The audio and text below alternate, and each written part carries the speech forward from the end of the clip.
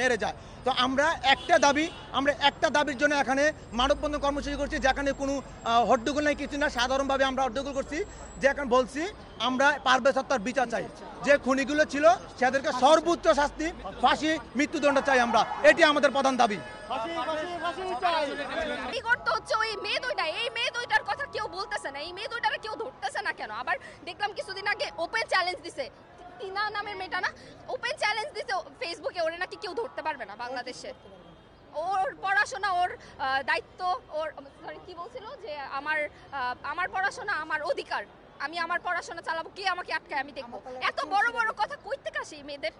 আমি মানে সবার কাছে চাবো যে হচ্ছে ওদেরকে আইনের হাতে না দেখ, আমার প্রাইমেশিয়ার যে মেয়েরা আছে না, শুধুমাত্র ওদের হাতে দিয়ে দেখ, কোনো ছেলেও লাগবে না, আমার মেয়েদের কাছে দিয়ে দেখ, ওই মেয়ে দুটারে আয়না।